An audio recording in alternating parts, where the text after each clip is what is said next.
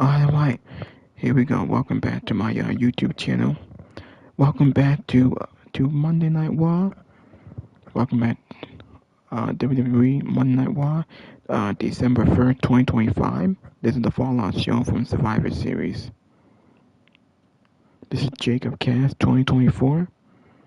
Enjoy this video, enjoy my live stream. Hit that like button, leave a comment. Please subscribe to my channel. Alright. As we talk about Monday Night Raw and what happened on this show, we'll talk about some of the news and rumors. And I'll show y'all some of the podcasters.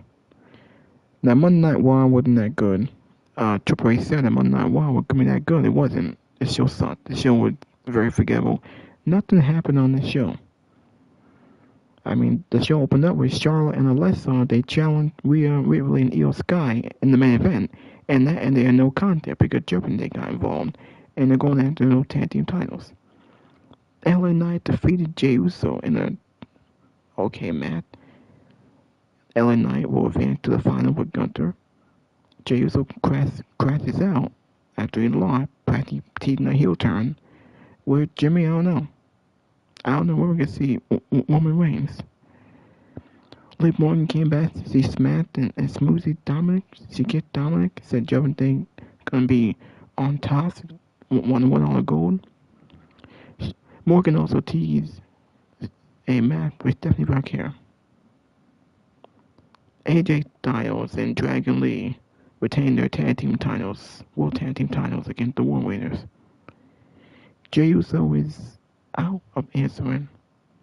Bron Breakker verbally destroyed CM Punk on the microphone.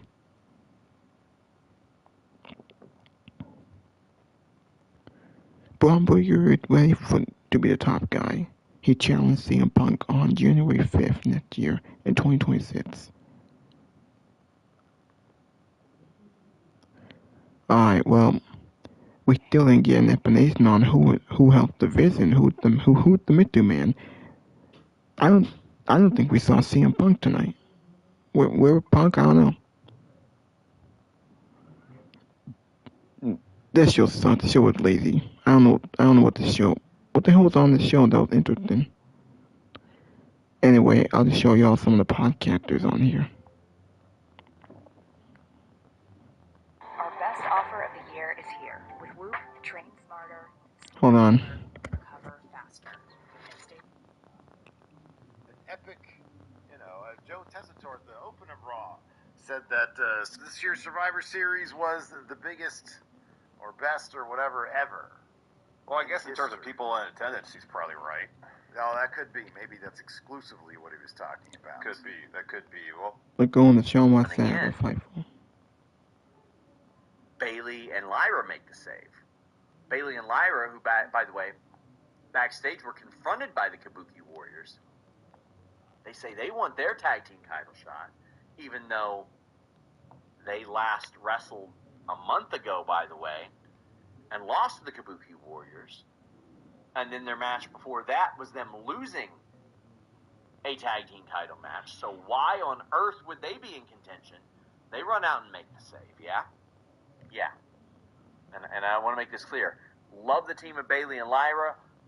Adore the performers. They're great. Why in kayfabe would they be in contention? Teams. Charlotte was chopping Rhea, and then Rhea headbutted Charlotte. After the commercial break, Rhea did a razor's edge to Charlotte. Io came off the top with a missile drop kick, but Charlotte kicked out. And then Charlotte countered the Riptide with a DDT, tagged in Alexa. Alexa went for the Twisted Bliss, but Rhea got her knees up. And then Io tagged in. Charlotte was back in. Alexa and Charlotte double-teamed Io, but Rhea made the save. We had things breaking down with all four women in the ring. Progressed the story a little bit, and I would have been like, oh, another piece to the puzzle. Okay, I didn't even get that. We didn't even get that.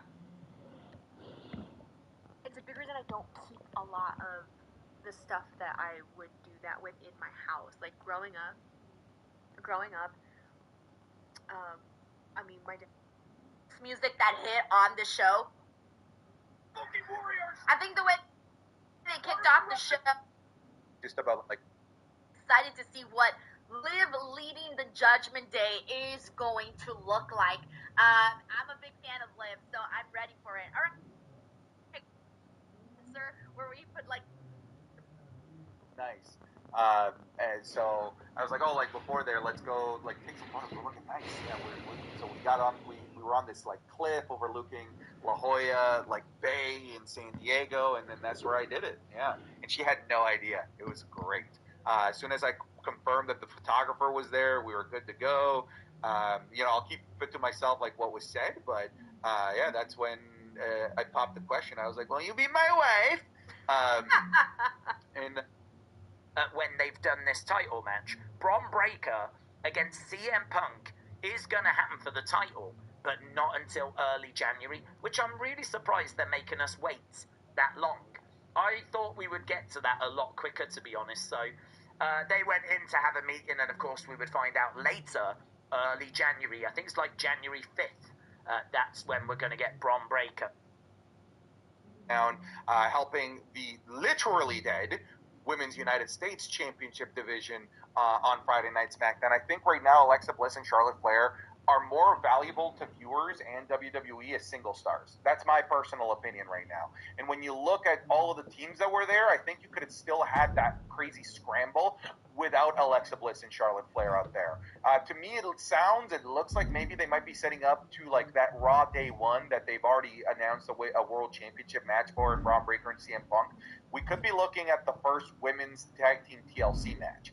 That could be where we're going here with all of these women's tag teams vying for women's tag team championship gold. But literally, like, that's my only nitpick, that Alexa Bliss and Charlotte Flair are probably more needed somewhere else. But I think it's cool. Like, why not? There's a lot of emphasis on tag team wrestling in this episode, as well as AJ Lee versus the New Day as well was really solid, and they're continuing to have more matches in that division. So I like that. I don't think we saw AJ Lee tonight or Becky Lynch. We didn't see CM Punk. This show was not that good. WWE is relying on tag team wrestling a bit more. And I like also at the same time that even though they're building this women's tag team division, that they're not allowing Stephanie Vaquer to drown and have to just sort of have a feud for the sake of a feud with like a Nikki Bella again. At least they have something of substance for her now with Liv Morgan in the picture. So I think all of the right pieces are in place right now. But I'm scared, though. You mentioned Stephanie and Liv. I'm scared. I don't want Liv to take the title away from Stephanie. And here's the thing. She said that the Judgment Day, they are coming for all the gold. And already that's going to include everything, right? And I don't want her to take the title away from Stephanie. I'm wondering if at some point, because clearly it's clear right now that they're not going to dive right into Roxanne and Liv. Like, that seems to be put on hold. They seem to be on the same page right now. And Liv Morgan is really taking on this, like, featured, I'm the leader of the Judgment Day kind of role. So I think she's going to be giving to her group and all. So I don't think they're going to go in there just yet. But now I'm wondering, like, if eventually that's the point where we get to where Roxanne maybe ends up being the reason that Liv doesn't actually win against Stephanie. I don't know. I just fear them taking the strap off of Stephanie right now or in the very near future.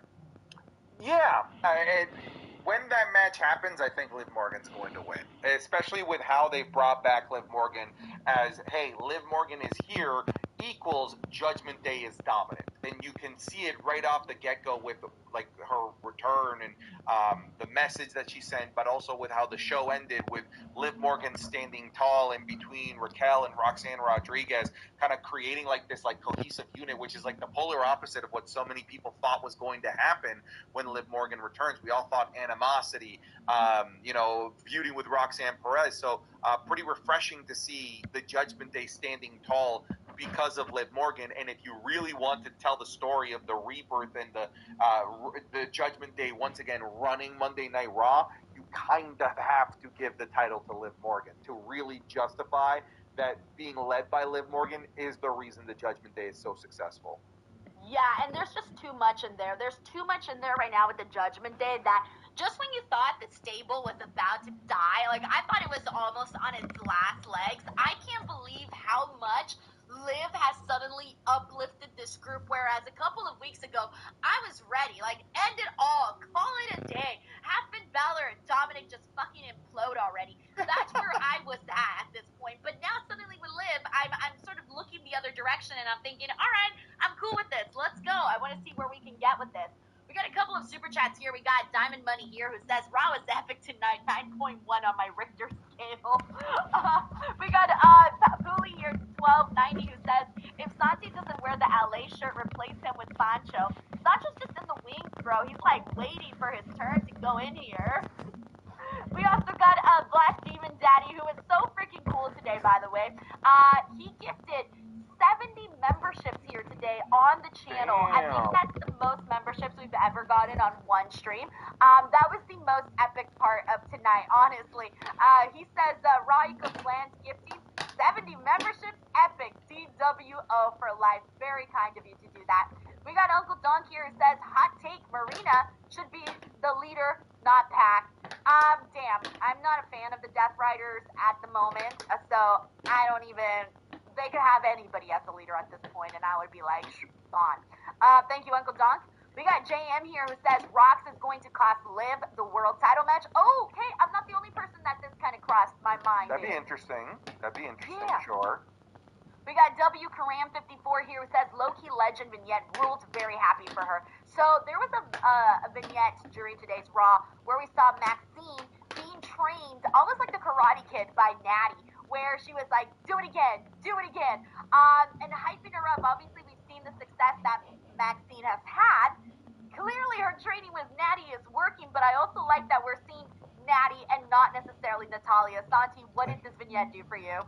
It was cool. I can't really offer much more commentary beyond that. I think it does, more than anything, I feel like it does more for Natalia than it does for Maxine, weirdly enough, because I feel like now I want to see more of Natalia than it is that I want to see more of Maxine. Not that I don't want to. Let better than bouillon magic begin when you scoop a spoonful and stir it in. Breakfast casseroles and green beans with flair, prime rib, or deviled eggs to share. Because everything is better with better than bouillon.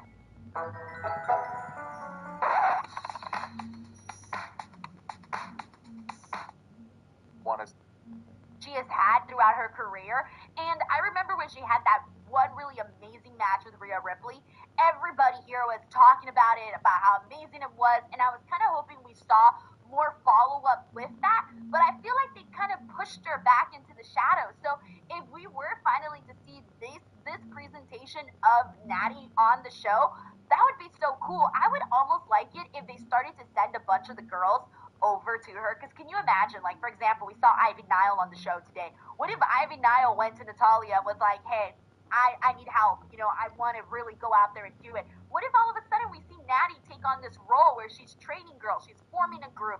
I don't know, I think that could be cool. Yeah, no, I think I'd be like I said, I'm more interested in Natty more than anything. Yeah. All right, we got W. Karam here who says, I had chatted about putting the title on Bron Breakker before WrestleMania, likely at Rumble. So happy they're doing it in a month instead, assuming he wins. I'm glad that they didn't take forever to make a mention of this. Santi, at Survivor Series, I thought that the Masked Man took a lot from the moment of Bron Breakker defeating CM Punk, which was huge. And that kind of irked me because I wanted the moment to be about Braun, not about this Masked Man. But the fact that they got right to it and that this match is looking like it's happening, I'm glad that they got right to the point. And also, I want to hear your thoughts on Bron Breakker's La-di-da promo. I thought the promo was fantastic. I think the promo may have been a coming out party for Bron Breakker. It certainly signaled to me that out of everybody in the division, he's probably going to be the only one gunning after World Championship gold anytime soon, especially with Logan Paul having his segment backstage with Rey Mysterio kind of signaling that he's going to be kind of the mid-card representative for the Vision. So I think we're starting to fit the pieces of like where people from the Vision start to actually fit in within the group and within the hierarchy of WWE. but I agree with many of the things that you said. I do wish that if they were going to focus more on Bron Breakker and his World Championship run and follow the Survivor Series War Games fallout with this fantastic promo, that War Games had been more about Bron Breakker than it was about this Masked Man. Again, a Masked Man that they're gonna drag. I have no idea when they're going. Like, first of all, can I just say this? I know I'm kind of all over the place. I think it's criminal to charge people as much as they are paying to go to Survivor Series War Games or to watch it at home on ESPN and end a Big Four PLE with a cliffhanger of like, better tune in to Monday Night Raw. Fuck you. Like, what do you mean? No, this is the place where you pay off things. This is not the place where you tease and you plant the seed. No, this is where you you do the thing. This is the last PLE of the year, and you're telling me like gotta tune in to the next episode. Who's the no? You tell me who the Masked Man is at the very expensive show that I'm watching at home on ESPN for $40, or I'm paying thousands of dollars to be there in person. All right, back to it. Hold on, pause. Yeah, I wish it was more about Bron Breakker. I have 2 follow-ups to that. Okay. One, I want to know what that was like for the live audience, especially during that Roman Cody Punk segment, because you guys couldn't hear anything that was happening there. So that doesn't, what was that like? That doesn't land at all with the people in attendance. And yeah, like I didn't know. Like I just saw them like looking at each other. As far as I'm concerned, I could kind of tell that like, oh, I think there was something like some animosity that happened there with Cody and Roman, but I didn't know what was said. And it wasn't as, you know, like for example, right? Like I couldn't hear what was happening with The Rock, Cody Rhodes, and The Rock when the heel turn happened, but I didn't need to hear anything. The visual was enough. This I needed to hear to know what was happening. So like from the perspective of somebody that paid to be there, that moment was clearly not for me. You know, it was clearly not for us watching in the stadium. So that moment didn't land. In terms of the Masked Man, at least everyone in my section, we were all really just confused about it. Like, we were really excited when we saw the dude climbing in, and then he just like dipped. We're like, what the? Okay, all right, moving on, and then the match is over. Okay, the other point that I was going to make, and this is why I hated the Masked Man thing, and I'm curious to see if you share the same theory, and that is that if it was somebody that was a big deal, they would have unmasked him right then and there. So the fact that they didn't unmask him right then and there made me think, oh, this is something they're going to milk for a long time, and then the payoff is not going to be that great. I think you're right. I think if it was a Seth Rollins, you would unmask a Seth Rollins, right? Like, I think it is going to be, I think it is going to be somebody that's like a mid-carder, right? A Theory, Santos Escobar, Montez Ford, Trick Williams. These are all names that I'm hearing that all would make sense. And maybe that's the reason why they didn't unmask it. Maybe it's an NXT guy that they thought if they were to unmask him right then and there that it would kind of fall flat. Maybe a lot of people in the audience would be in their eyes casuals and wouldn't know who that is. Let's say if it was a Tony D, right? I'd venture to say that 90% of the people at Survivor Series would know who he is. Right? So like, I think it more, honestly. Maybe even more. And I think it could fall flat. Austin Theory hasn't been seen in like a year. It could fall flat. So maybe there was a little bit of concern and nerves from WWE's perspective to have such a big match end by a guy that's not particularly that exciting. And maybe it is a better place to reveal it in a Monday Night Raw. If that's the case, then don't have the frickin' PLE end with the Masked Man being the difference maker. They shouldn't have done it because you didn't get the payoff, and then on top of that, you robbed the moment from the guy you're trying to build up, the guy you're trying to make, which is Bron Breakker. So yeah, I don't think this Masked Man stuff was a great idea, and sadly, like the War Games match itself is already heavily criticized by people for the lack of violence, and we just didn't want to end it in that kind of fashion. It was not the best way to end it, but I guess I'm hoping for things to kind of work out just a little bit. But honestly, my hopes are not that high, so that's where we're at. We got Luis A. Mendes here who says, has the Judgment Day become stronger with the return of Liv Morgan? Yes. I'm going to say the answer is yes. When Liv Morgan came out, Santi, the building lost, like, you guys sounded so loud in San Diego when she went out there. That moment with her and John Cena, it was like the whole crowd at the exact same time was just locked in. Yeah, that was definitely the biggest moment of the night, just in general. And definitely what generated the biggest pop in my section. Shout out to the little slap kink they've got going on.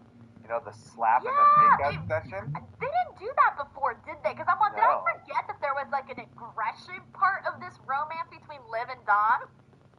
All I said to my stream when it happened on Raw, at first I was like, oh, I get it. I get it. For a second, she was turning on him. Yeah, I did. I thought, and then I thought, did. oh, I'm stupid. I was like, oh, okay, I get it. I see it. I understand why this is a thing. People would pay good money for Liv Morgan to do that to them. I don't get it, but I don't kink shame. Okay, I do not kink shame. No, there's kinks you should shame. There's kinks that need to be shamed. I'd rather not say, because Santi, let me tell you, there are some kinks that I did not know people were interested in. I will name you two that I recently learned about. Please. One. Summit Series was never just built for the mountains. Whether it's white noise, ASMR, or ambient soundscapes. So if you're like me and you struggle with sleep, head over to trybearsleep.co/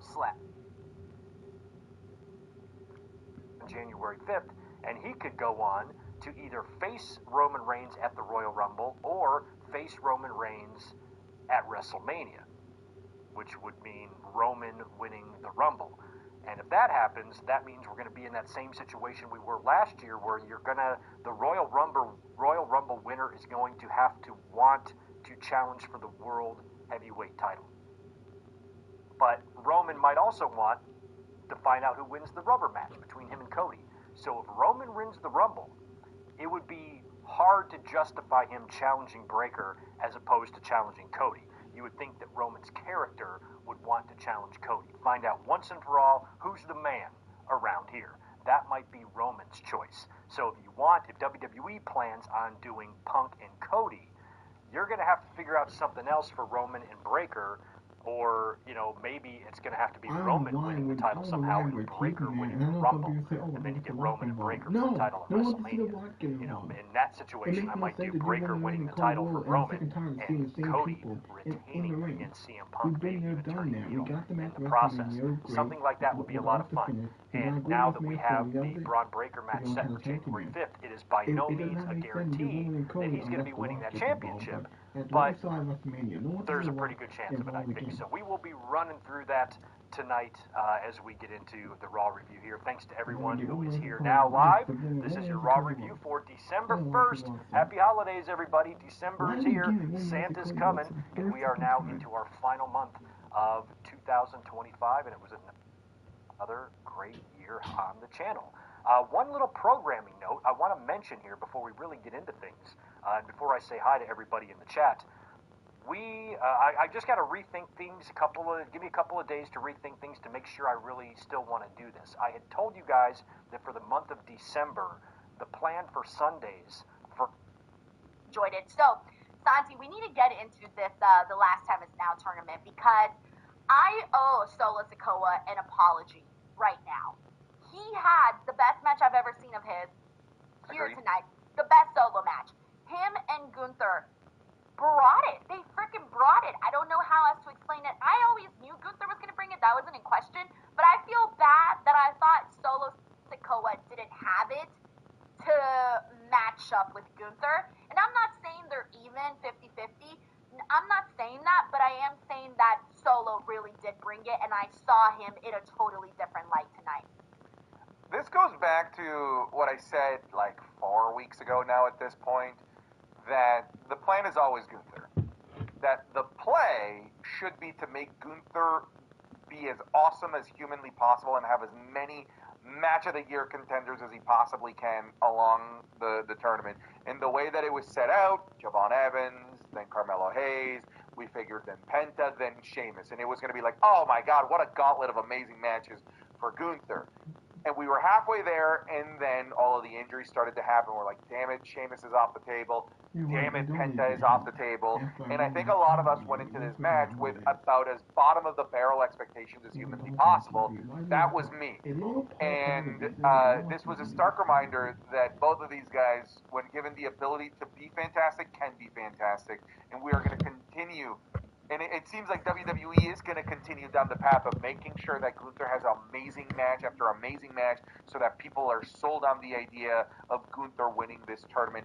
And come hell or high water. If we can't do it with Penta, we're going to fucking do it with Solo. We're going to find a way. And they did. They found a way to have another banger match for Gunther, and I cannot believe it was with Solo Sikoa. That was Solo Sikoa's best match of his entire career, bar none. Am I crazy in saying what I'm about to say? I think that was the best singles match that I've seen from any one of the three brothers, Solo, Jay, or Jimmy. I can't think of a better singles match that Jimmy or Jay have had than I can't think of a better singles match. There's just one. Which one? Jay's match with Roman, Hell in a Cell. That's a great point. I take that back. That's the only one. No, that is correct. That I can think of right now. I think that is correct. It's funny because, like, I weirdly, because of how much of a caricature they've turned Jey Uso into, I barely consider that Jey Uso. But that is Jey Uso. that is Jey Uso. Yes. And there's gotta be one more, but I can't think of one right now. But no, you're right. Like, it was a really strong matchup, and I think a lot of people came out of it going, "Oh shit, man! I feel like you just look at Solo Sikoa a little bit differently now. I love the way he sold the chops. I love the way that he was even avoiding the chops and he was doing the little finger on the head because he knew what Gunther was trying to bring. It was great. It was honestly really great. Now, there was also we had LA Knight and Jey Uso. I also really did not have high expectations for this match, and it wasn't nowhere near as good as Gunther and Solo, but the thing I appreciated, though, was that they brought energy into this matchup. There was a couple of other matches in the tournament that I didn't think brought energy, and when you're in a tournament, you kind of have to have an extra pep in your step, because the whole point is to try to make it to the end of the tournament. You can't give away in your performance that you're not trying to win the tournament, or that you're not gonna win the tournament. You have to go out there fully battery charged and make it seem like you're doing everything in your power. And that's what I got from the Jey Uso LA Knight match was, hey, they went for it. And LA Knight got a very quick victory over Jey Uso, which was the right way to go so they wouldn't run back Jay and Gunther. But also, Jay crashed out. Does this lead to a heel turn from Jay, or is he just having an emo phase? I mean, I feel like we're just kind of going back to the thing that WWE had abandoned before War Games. I think we're just right back to it. I don't know that I don't think this is going to end up in a heel turn. I think it's going to be Jimmy getting him out of his slump, and it's just going to lead to nothing. I don't, like, what could it lead to? Like, do you genuinely see the guy that yeeted in the middle of a War Games match turning heel? Like, realistically, I don't at this point. I'm sorry, I can't see it. I don't know. I think my biggest takeaway from this, though, is that anytime anything significant happens to Jey Uso, he always brings up... Sorry, Jimmy's. Oh, no, you're good. I'm good. Okay. I'm good now. Woo! I think the biggest thing that I was thinking about during this was that anytime anything significant happens to Jey Uso, is he always brings up somebody's name, and that person is Roman Reigns. Roman Reigns is this guy that he has put on this pedestal, and I don't know if he's like jealous of him or he's so in love with Roman Reigns in a way that, you know, obviously he wants to be him, or he wants to like just please him. I'm not really sure what the dynamic is there between him and Roman anymore, but I think something's different.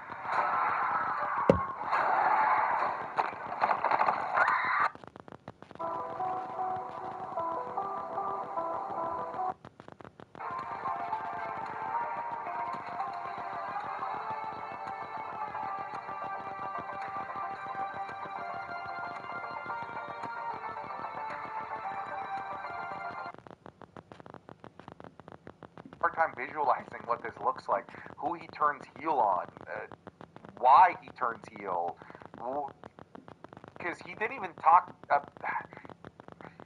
I don't know. I'm having a tough time even piecing what heel Jay in 2026 looks like. He just doesn't yeet. He comes out and he goes, just crosses his arms. He's lost his yeet instead of he's lost his smile. Oh yeah, that's true. If he was on NXT, they would have booked that already. They would have so booked it. All right, we got Nathan here. Nathan Alveaz here, who says loved Bron Breaker's promos tonight. Need more. This was definitely Bron's best promo that he's ever done. Of course, it still needs work. He's not The Rock by any means, but it was definitely his best work so far. Very funny stuff in there. We got, thank you, Nathan. We got Randy Hayward here, who says Ric Flair did the chair thing before Eddie. Facts. Thank you, Randy. We got IGN Sucho here, who says, how do we feel about TNA going to be on AMC? Hopefully with this finally step up and stop being silly and made me, they love the heat. Look, I'm gonna be real with you. TNA needs to change up a lot of stuff on their programming. Santi, I don't know how much you're keeping up with TNA. There are some brutal episodes in there. Like, there's some hard ones to have to sit through. There's got to be a lot of changes in the programming of it. The WrestleMania title picture is becoming clear. Bron Breakker versus CM Punk, and I'm like, that's too far off. That's too far off. Breakker is going to get a title shot way before then. And I kind of thought it would be the Rumble. It's coming even before that. So, we would get that announcement later on. But Heyman, Breakker, and Pierce go behind closed doors to discuss this upcoming title shot that Bron Breakker is going to get. After that, we had the first of our two Not Last Time Is Now tournament matches. This was Jey Uso versus LA Knight, and I was really hoping that we weren't going to get a Jey Uso versus Gunther final. Just don't need that, don't want that, have no interest in that, and I really wanted LA Knight to win here. I was going to be bummed if Uso came out with the victory because I just didn't see the point in Uso winning again. Plus, if he did, not that the tournament isn't predictable, because it is. It's going to be Gunther facing John Cena. I'm not swayed from that. I was picking Gunther before Gunther was even announced for the tournament. Gunther was my guy to retire Cena, and he has been all of this time. But if Jey would have won here, that would have put a Jey and Gunther final, and that's just way too predictable, at least with LA Knight picking up the win here, which, by the way, it wasn't a bad match. Jey Uso delivered a passable match for once. It wasn't bad, and, Jey is still Jey, but it wasn't the worst fucking match I've ever seen, like I have felt a couple of times when I'm watching his shit. So Uso gets LA Knight down. He goes up for the big Uso splash. LA Knight kind of catches him into a crucifix, basically counters the splash into a crucifix, pinning Jey Uso in kind of a surprising way for the win. LA Knight wins and he leaves, and Jey Uso kind of stays behind and throws a temper tantrum. So they have been teasing the possibility of Jey Uso turning heel, and this is looking more and more likely. Over the past few weeks, we've heard fans mention this. I mean, it's crazy since he's got such an over entrance, but at this point for his character, I think a heel turn might do him some good, actually. So they're kind of starting to finally plant the seeds for that now. After the loss to LA Knight, he throws a temper tantrum on the outside of the ring, throws the Prime bottles and starts smashing shit, throwing chairs and stuff, and he's all mad. And then later on, a few segments later, he's in the back. I guess he's like walking or leaving the arena, and he's approached by Jackie Redmond, who wants to have a few words with him, but he doesn't want to talk to her. And she's like, come on, Jey, it's me, come on, talk to me. And he just, he looks a little bit lost. He looks like he might be going half crazy. He's got that gold grill, and I kind of might think it would be fun if he started going a little bit nuts, like full-blown loony bin. Repackage him as a head shrinker who comes out to the ring eating live chickens. That would be... Movado is synonymous with modern design. Inspired by the sun at high noon. Maybe they're going to save the reveal for that big title match in Brooklyn on January 5th. Maybe the Mystery Man is going to help Bron Breakker win the World Heavyweight Championship on that show. And if they save it for that, you know what? That would certainly be more impactful than just having this person pull the mask off and reveal their identity on a random episode of Raw. So if they have some kind of big reveal plan, then that's fine. But that's what has me thinking we may have to wait another month or so before we get an answer to that question. But speaking of Bron Breakker, I'm going to get into that whole segment with the Vision a little bit later on. But Bron Breakker had a coming out moment on the show tonight because we got to hear from Bron Breakker in the ring, just addressing the audience, addressing the hard cam, talking to us, getting all fired up about this match with CM Punk. He cut the promo of his life in the ring tonight. And it got me hyped up to see this match in a way that I wasn't before. And it just illustrates, again, he is somebody who, whether or not you think he's going to end up being the face of WWE and the guy who really runs the place, clearly they have him tabbed for big things. We've known this for a while now. We've known this since the early days of NXT 2.0, right? He was the hand-picked one. He was the chosen one, right? He's a Steiner. It's in his blood.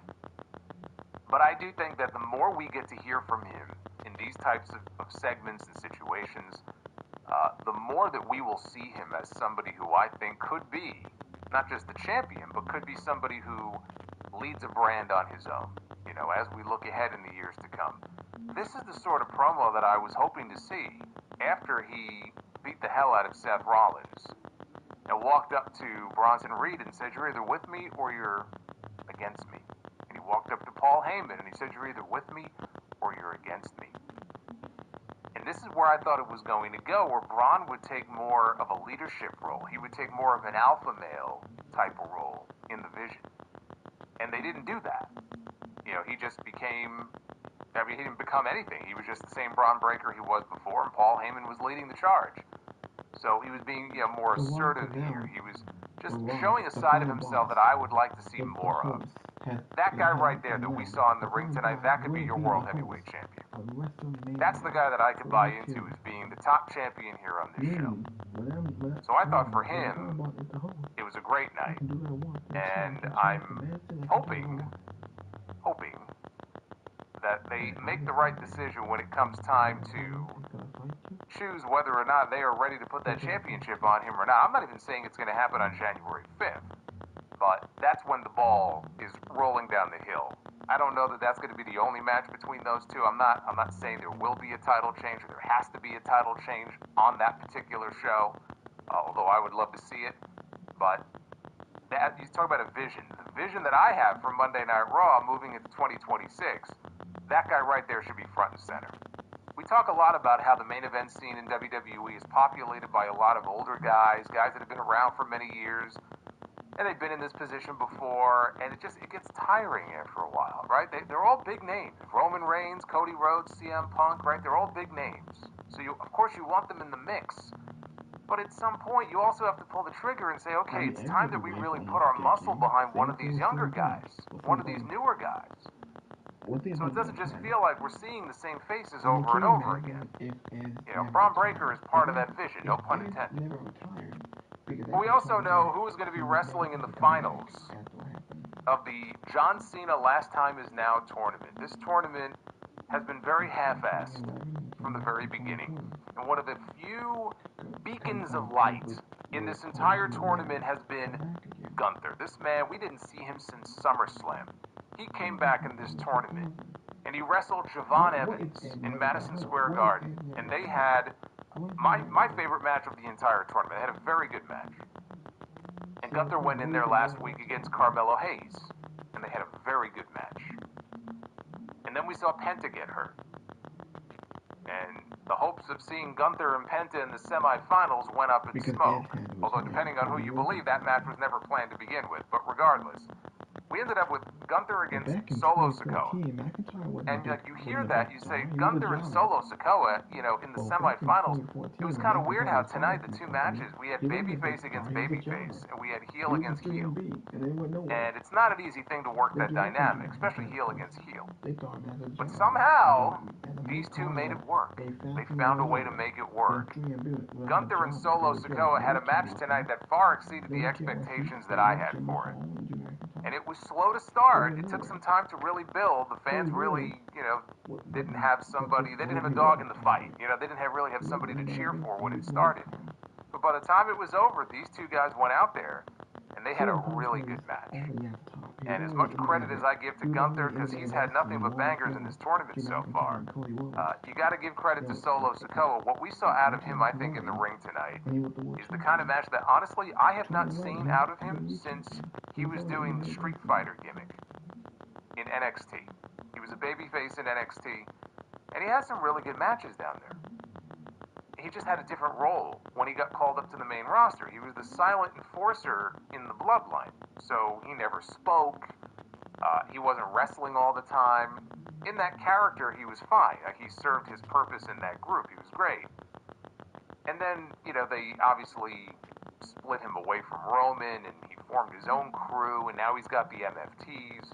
And you see these, little moments where he can be very funny and he can be entertaining. You know that he's got a personality there. But they have him playing this role of the boss of the MFTs, and it's a serious role. And it's just it's death. It's death on the show. It's not a role that really suits him. He's not the leader of a faction. And it's one of the things about SmackDown, frankly, that is very boring on Friday nights, especially because they refuse to actually flesh out and develop any of the other characters in that group. And so long as they can insist on not doing so, I'm going to continue to trash them.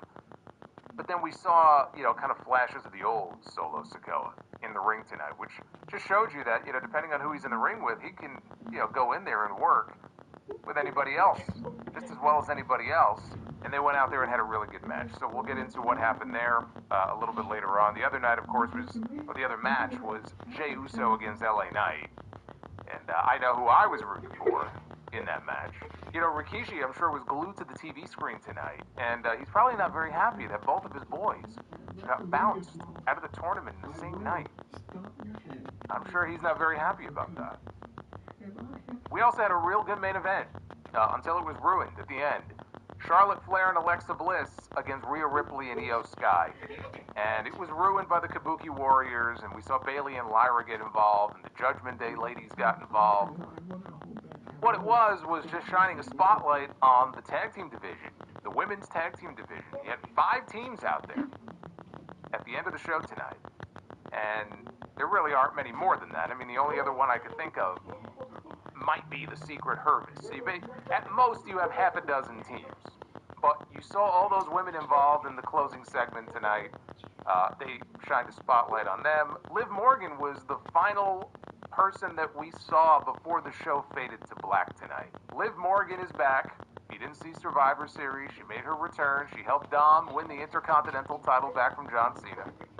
And it's great to have her back on the show. She was one of the key characters on Monday nights. There were a lot of different storyline possibilities with her and Finn Balor, her and Dom, her and Roxanne. And then she got hurt, so they pulled her off television altogether. So I was very curious when she came back, are they going to pick up where they left off with the tension? There was this underlying tension with her and Roxanne Perez. And there was, I can't call it underlying, it was pretty well out there, the tension between her and Finn Balor. We got none of that on the show tonight. All is well for the time being. All is well in the ranks of the Judgment Day. And Liv Morgan appears to be the de facto leader of this crew. That's how she acted tonight. So for the time being anyway, everything's copacetic and there really wasn't a whole lot of drama, which doesn't make for the best television if everybody is getting along. But I guess they wanted to have a fresh start. Liv is back and all is well. For now. For now. So when this show was over, it felt like there was enough on the show, I think, I can't sit here and say it was a bad show. It wasn't a bad show. It was a good show. It wasn't an epic show. And there's a lesson to be learned here. Don't throw around words like that unless you actually have an epic show planned. Because people are going to cling to that and they're going to wonder, ooh, what does he mean by that? You wouldn't use that word unless there was something big planned on the show. I wonder who's going to come back, or I wonder who's going to debut, or I wonder what kind of big shocking twist we're going to have on the show. We didn't have any of that tonight. But it doesn't take away from the fact that I thought overall it was a good show. This is your Raw on Netflix review. It is the first day of December. December 1st, 2025. I am the Solid Monster. We are almost at the end of the year. Can you believe the holidays are almost upon us? we only have so many more Raw reviews before the year is over. So I'm glad that you're spending your Monday night with me. Hit that subscribe button. We picked up a bunch of new subscribers over the weekend. I want to thank you for all of the feedback and the comments and hanging out with me to the tune of almost 2,600 people on Saturday night for the Survivor Series review. Of course, Sunday was episode 940. Sound off that drop.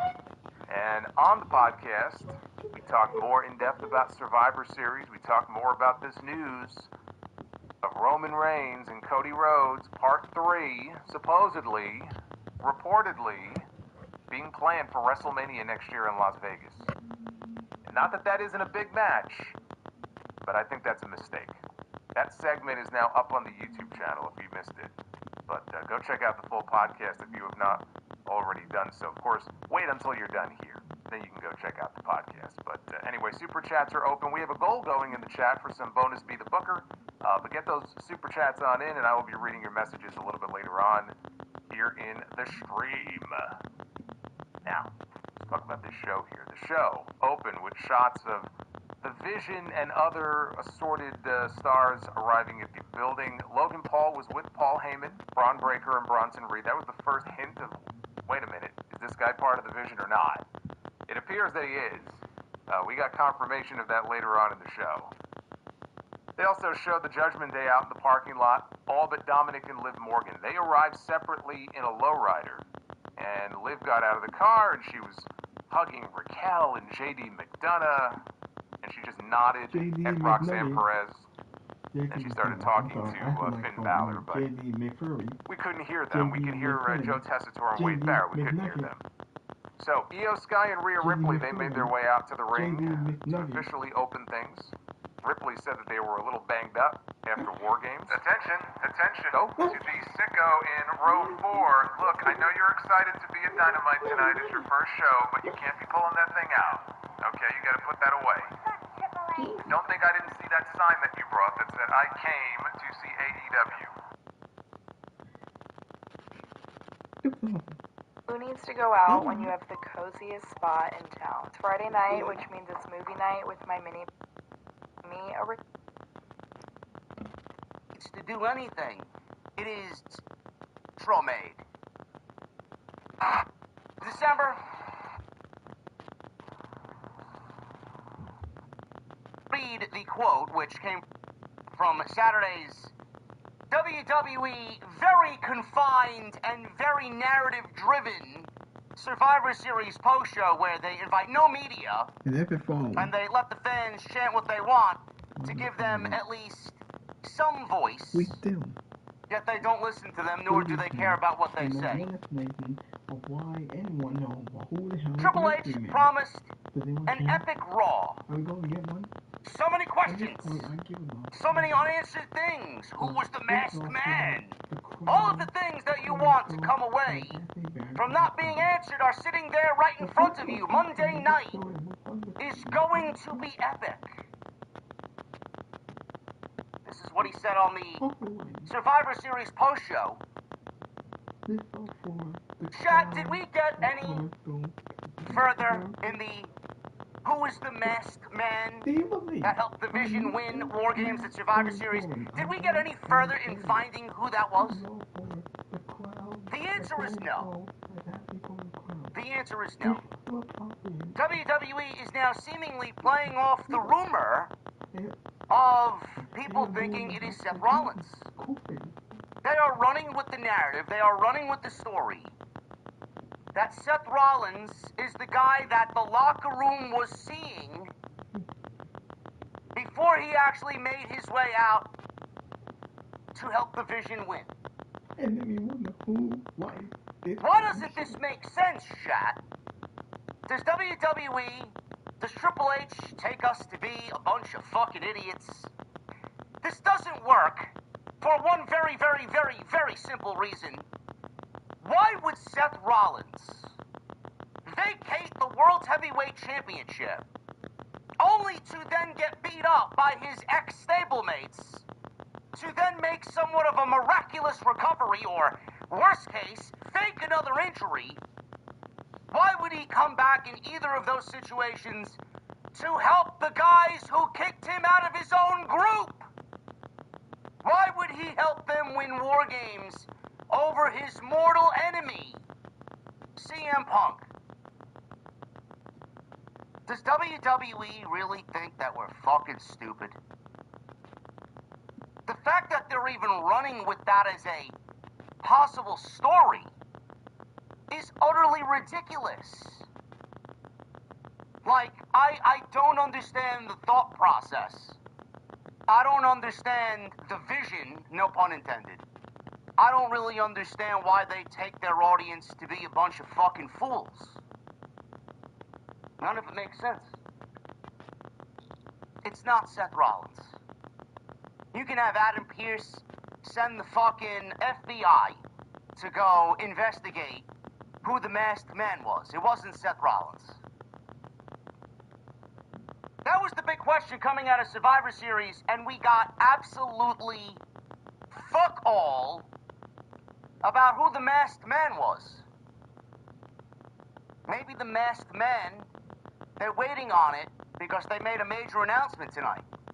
Being that Bron Breakker pinned CM Punk inside the men's War Games, it is now official. Bron Breakker, after pinning CM Punk at Survivor Series, will get a one-on-one match on January 5th, 2026 for the World's Heavyweight Championship against CM Punk on Monday Night Raw, celebrating 1 year of Raw on Netflix.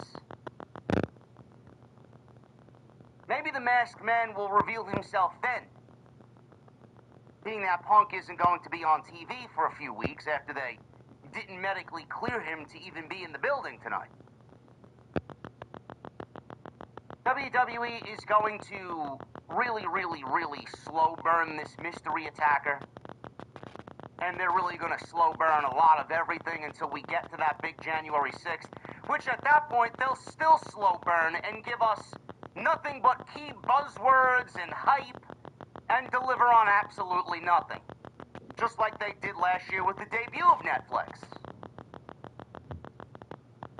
Triple H said this Raw was epic, chat. This was anything but epic. This was not an epic show. You may think it's epic.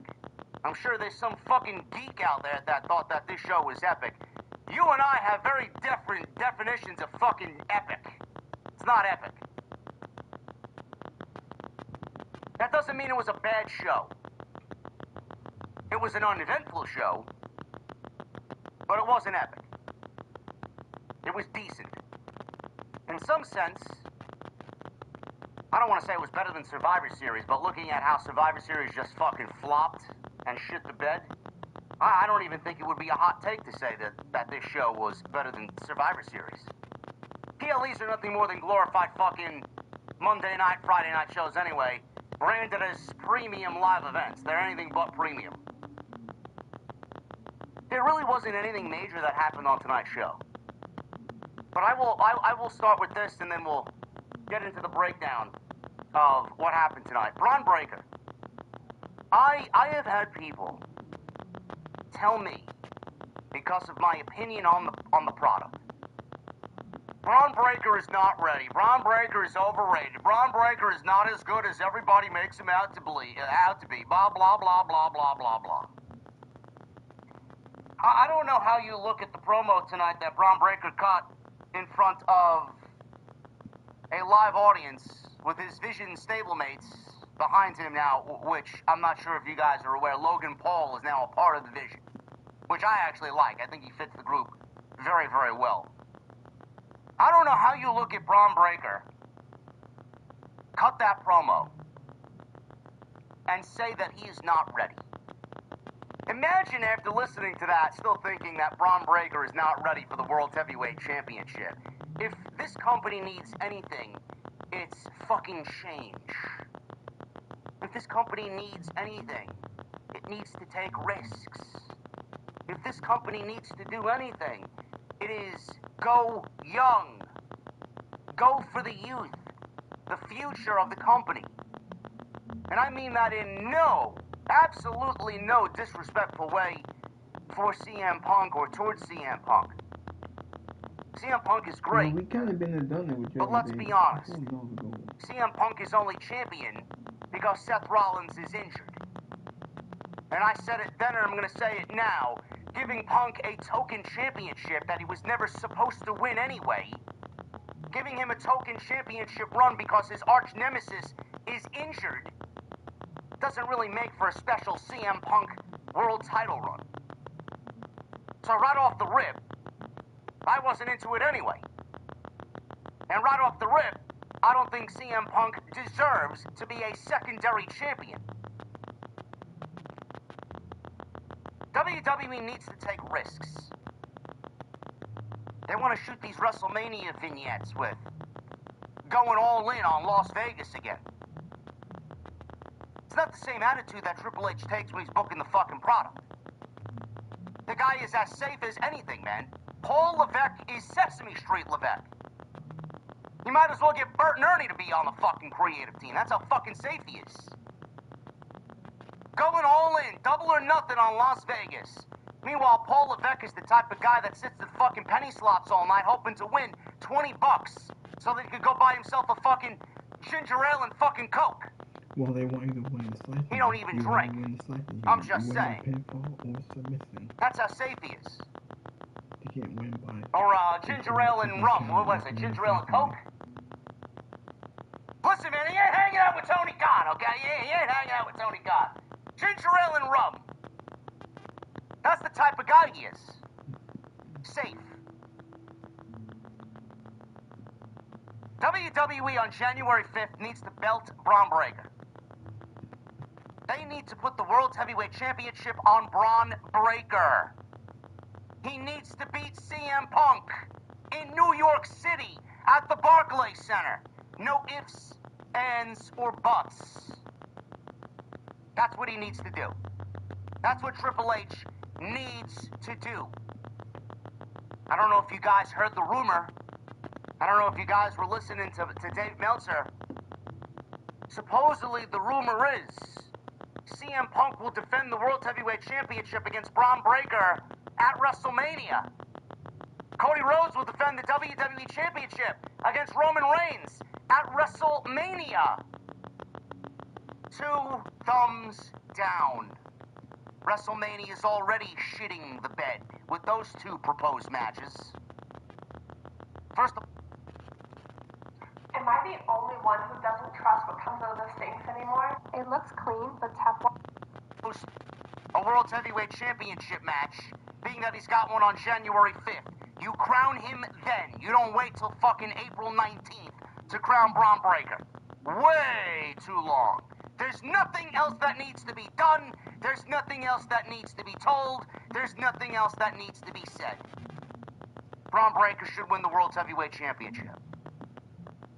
And don't get me started on Cody Rhodes and Roman Reigns, Part 3. That don't make sense at all. I'm not saying that a third match wouldn't work, because the first 2 matches were fucking great. But do you genuinely think that after what they did at WrestleMania 40, you're going to be able to follow up what you did at WrestleMania 40? You gotta be out of your fucking mind to even think about touching what you did at WrestleMania 40. Leave it alone. It doesn't need to be redone.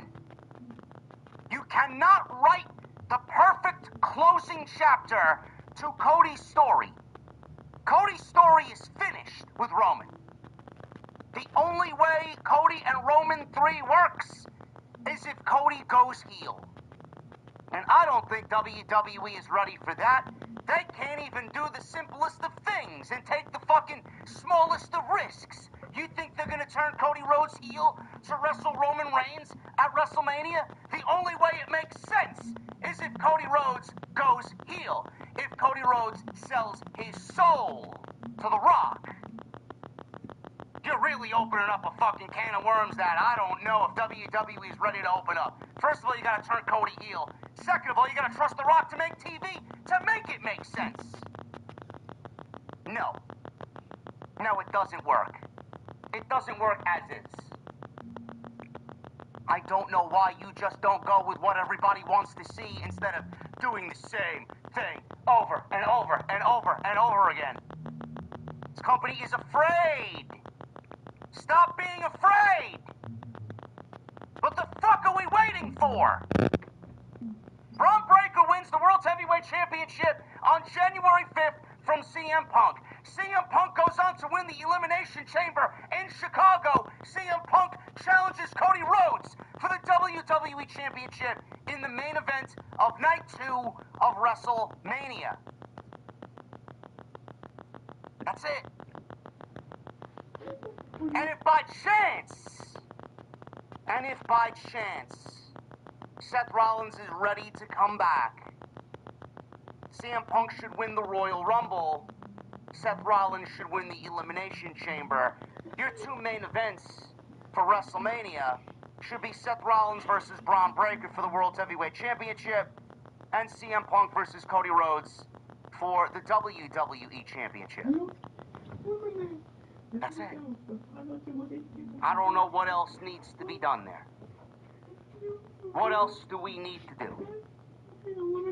You're factoring Roman Reigns into a championship situation, and the guy barely works 6 matches a fucking year and makes 12 appearances.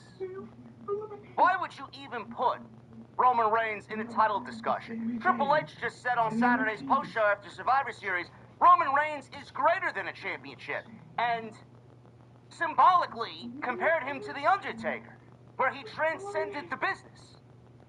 Roman Reigns went through 1,300 days, 1,400 days as world champion. What makes you think anybody wants to see a part-timer in Roman Reigns hold a championship that he would barely be on TV to show off? I don't understand that. CM Punk and Cody Rhodes is the answer. That's it. Seth Rollins versus Bron Breakker is the answer. That's it. And if Bron Breakker is the champion and Rollins does not factor into WrestleMania, then Bron Breakker versus Roman Reigns is your Night 1 main event. Stop playing it safe. Start building the future. And start trusting your talent. After tonight, I don't know how anybody's going to look at Bron Breakker anything but World Heavyweight Champion. That's it. That's all you need to do. That was the major announcement. We'll talk about the rest of this show, which included the semifinals of the Last Time Is Now tournament. LA Knight versus Jey Uso, and Gunther versus Solo Sikoa. And then we got the women being showcased tonight, being led by Liv Morgan, who returned the Survivor Series to help Dominic Mysterio defeat John Cena and regain the Intercontinental Championship. WWE is going to slow burn Liv Morgan and Dominic being booted out of the Judgment Day because they really didn't forward anything coming out of Survivor Series and once again played it very safe. And there's a lot of highlight and a lot of spotlight on the women, especially in the tag team division. Makes me think that WWE is almost threatened by AEW's focus on women's tag team wrestling. WWE hasn't focused on women's tag team wrestling in a very long time, and now all of a sudden we see a plethora of teams vying for the tag team championship. It's funny how that works out. We'll go over tonight's show, which I thought was a decent show. It wasn't epic like Boss Man had said it was going to be. But coming out of Survivor Series, this company needs to do something and something quick. There's no other PLEs for the rest of the year. We have this week and next week, and then John Cena retires next Saturday. That's what they're focused on. They're going to use this time to build up some NXT talent.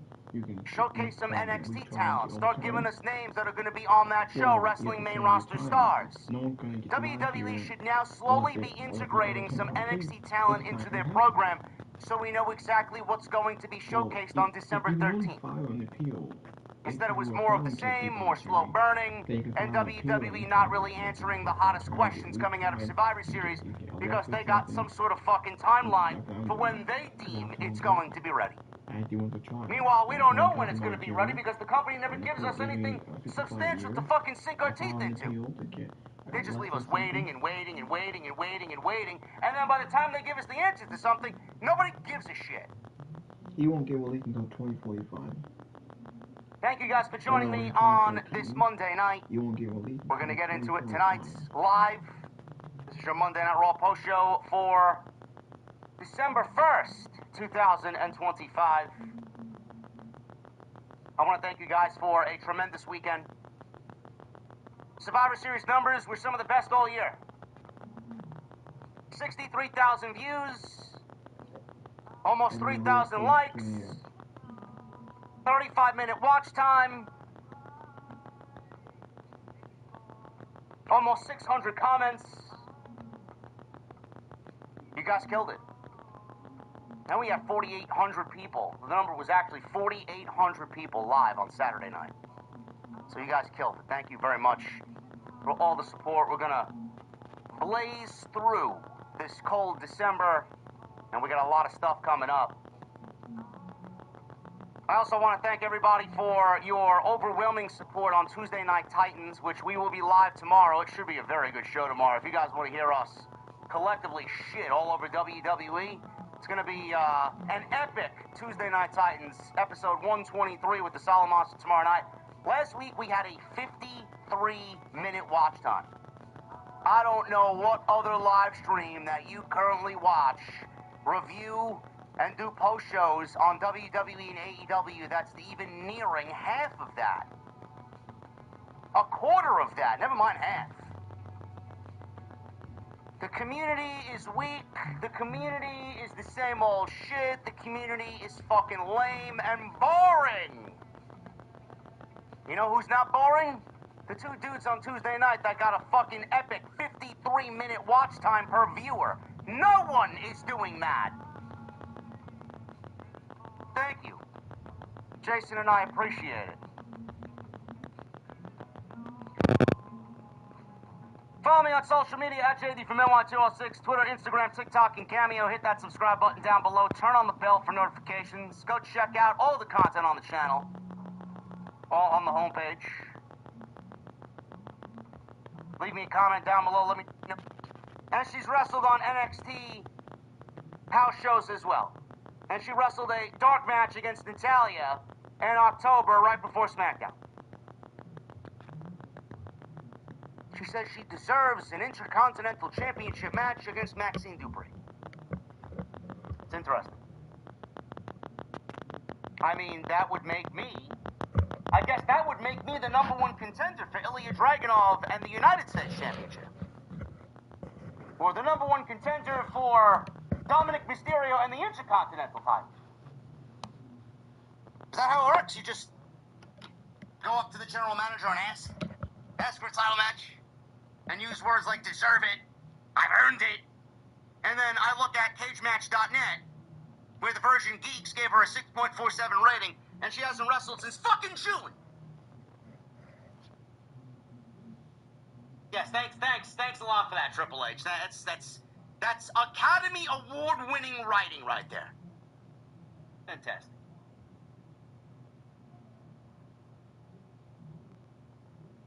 Adam Pearce says that he will make the match once Maxine is done training with Natalya. Pearce turned around to find Bron Breakker and Paul Heyman. Apparently they pled ignorance as to the identity of the masked man that interfered in War Games. Paul Heyman would rather discuss the implications of Bron Breakker pinning CM Punk inside the War Games. Now that he deserves a #1 contenders match for the World Heavyweight Championship, he wants to talk about when this is going to happen. So they go into his office and they discuss the logistics of it. Jey Uso. He goes one-on-one with LA Knight. This is the semifinals of the Last Time Is Now tournament. So we got Jey Uso yeeting his way into the ring from the mezzanine like he usually does. You know, I still find it to be very, just very tone-deaf. And you can see what the War Games matches have kind of boiled down to in WWE, degenerated into in WWE. This guy was yeeting atop the cage. Or as Salamonster says, he was doing sexual acts to the War Games cage, on top of the cage, while yeeting during the match. I don't know why or how they thought that yeeting and doing the let's run the fucking theme music back during the match, I don't understand how they thought that was appropriate for a match that is contested inside War Games. There was no violence inside War Games, but we got eats and sexual acts, apparently, on top of the War Games cage. The company is fucking tone deaf. But as long as Nick Khan's son front row had a good time, what the fuck does it matter to me? Doesn't matter to me, right? Doesn't matter to us. WWE, there was a lot of people that were convinced that WWE was going to go with Jey Uso and Gunther again in the final. I'm here to tell you, you don't have anything to worry about. Our days of Jey Uso and Gunther are hopefully over. LA Knight stands victorious, and he wins the right to lose to Gunther next week, or actually Friday. Not even next week, Friday. Finals take place on SmackDown. He wins the right to fail against Gunther on Friday Night SmackDown. This wasn't bad. They got you with a close near fall. They at least teased, WWE did, going to the Jey Uso Gunther route. They thought that it was funny to at least tease Jey Uso winning after his signature spots. But LA Knight pulled out a very, very out-of-nowhere flash finish. So, they go right for their finishes at the start of the match. The bell rings, Uso goes for a spear, LA Knight dodges out of the way, Uso goes into the turnbuckle, LA Knight then charged in for a BFT, and both guys had a stalemate of finishing maneuvers early on. So they went right for the kill. So after hitting a dive onto the floor, Uso knocks LA Knight down, and we go into a commercial break. We come back from the break. Uso's fighting his way out of his superplex attempt. Both guys exchange punches before tumbling to the floor. Referee started counting them out. Crowd counted along. They made it to the apron. Uso sent Knight into the ring with a big move. Knight hits a beautiful burning hammer. Not really a burning hammer. It's more like a WWE sterile version of a burning hammer. They're not going to drop someone on someone's neck like a traditional burning hammer, but it's at least close enough, and it looks good. So LA Knight hit his version of the burning hammer. Uso gets up after a near fall, hits a spear. Knight kicked out at a 2. There was a spot up top. Uso was on the top turnbuckle, and LA Knight does that jump from the ring all the way up to the turnbuckle spot to do the superplex, and he slipped. He didn't fall or anything, he just kind of missed the top rope, and he kind of regained his leverage by stepping onto the second turnbuckle and then climbing up top and then delivering the superplex.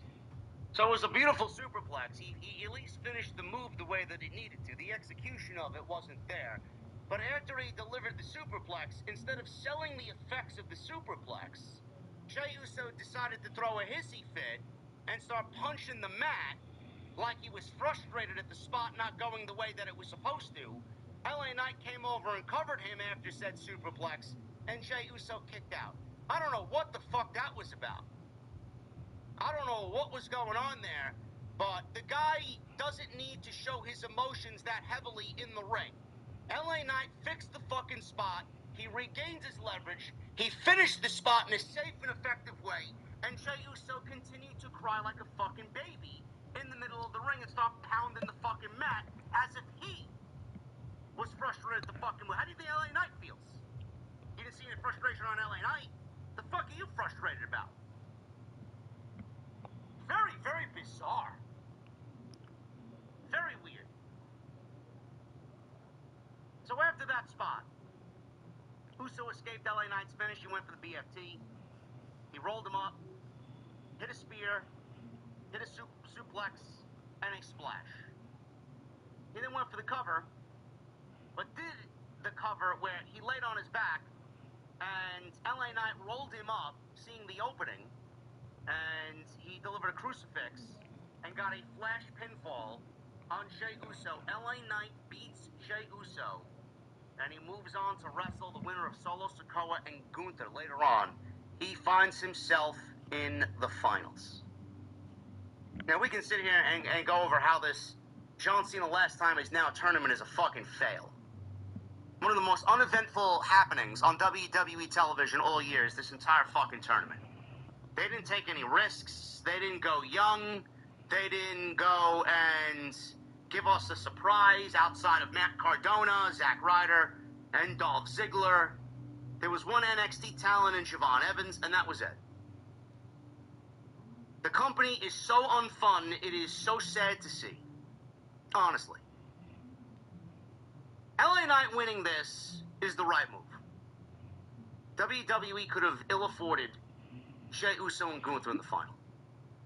If WWE gave us Jey Uso in this spot to beat LA Knight, not only would you have upset the LA Knight fans and disrespected them badly, but man, you would have shit all over your fucking audience. There's not one singular human being that wanted to see another Jey Uso and Gunther match. Oh, but JD, how do you know Gunther was going to be Solo Sikoa? Bro, Gunther's going to win this entire fucking thing. People said it from the word go. No reason to believe that Solo Sikoa was going to beat Gunther. They only did that as... They tried desperately to give you a what if. Well, what if we get Jey Uso and Solo Sikoa? We got family brothers going at it for the right to wrestle John Cena. No, that would have been awful. That would have been awful. And none of those matches are worthy of John Cena's last match. I'm sorry. So LA Knight wins the right to lose to Gunther. I'm sorry, LA Knight fans. At least your guy made it all the way to the end. Maybe he'll do a little bit better in the Royal Rumble. Maybe he'll get an elimination or two. This is not a surprise. If you're an LA Knight fan, if you're an LA Knight enthusiast, if you're one of these geeks that are running the LA Knight fan pages on social media, there is legitimately nothing to be upset about. You and me and everybody else knew exactly what was happening here. If LA Knight wasn't in the final, Gunther would have still won the entire thing anyway. Now that LA Knight is in the final, I'm here to tell you that LA Knight is not going to beat Gunther, and Gunther is going to win the final of the John Cena last time is now tournament. Because Gunther is the better match. Simple as that. Now, we don't really know if John Cena is going to beat Gunther or lay down for Gunther. Gunther doesn't need it. The fuck does he need to beat John Cena for? It would go against everything that John Cena would probably want. He wants to put over the younger guy. He wants to put over somebody that the company has put a lot of fucking stock into. But it's not really set in stone that John Cena is losing his last match. I mean, he lost to Dominic Mysterio. So, we could see John Cena beat Gunther and have him ride off into the sunset with a W. I don't think that's going to be the case, though. I think Gunther is still going to win. And John Cena will give us a speech and a thank you, and then he will say goodbye. But this tournament was basically given to Gunther, and on the way there, after 4 matches, a predictable, uneventful, no fun to be had, no surprises to be found tournament. A tournament that saw The Miz wrestle twice. And just by that and that alone, this tournament was a fucking fail. Yeah, Erica, we had injuries in this match. Penta got hurt, Sheamus got hurt. I mean, the only surprise was Zack Ryder and Dolph Ziggler. One NXT star and Siobhan Evans. Having The Miz compete twice. This sucked. What a complete letdown. Did we even need a tournament? You could have had Gunther call out Cena and said, I want to face you for your last match or something. We'll talk about that more on Tuesday night. Because I was very upset about how the company just absolutely takes their audience to be a bunch of fucking idiots. And if you think that the WWE creative team is going to fare any better in 2026, they had an easy fucking layup with this tournament, and they still fucked it up. This tournament is a glaring example of how 2026 will be more of the same for WWE. LA Knight wins. Yeah. After the match, Jey Uso sat in the corner. He looked all depressed and down on his luck. Crowd gave him an applause for a very hard-fought match here with LA Knight. He dropped out to the floor. He started banging his head against the commentary table in front of Wade Barrett and Joe Tessitore. And then he starts flipping the Prime Energy Station upside down. He knocks the whole card over. He starts throwing the card around. He starts throwing the steel steps around. This wasn't Bret Hart after he got eliminated from Stone Cold Steve Austin at the 1997 Royal Rumble, where he destroyed the ringside area. This wasn't that. But we are now to believe that Jey Uso is frustrated. Again, I don't really know what's going on there. This is the second attempt that WWE is trying to give Jey Uso an interesting aspect. First it was showing some heel tendencies against LA Knight and CM Punk and his brother Jimmy, because everybody thought he was becoming a little Roman. Very defiant. He was acting very tribal chief-esque. And now all of a sudden he's down on his luck. He's dejected. He can't win. Maybe those titles would look better on Roman. They're certainly not going to look good on me. Bro, I don't feel bad for you. WWE wants us to feel bad for Jey Uso, chat. Do you feel bad for Jey Uso? I don't. Jey Uso has been handed everything anybody would fucking die for, kill for this year. Main event of WrestleMania, won the Royal Rumble, teamed with John Cena at Money in the Bank, wrestled alongside Roman and War Games. I mean, the guy has been all over the fucking place.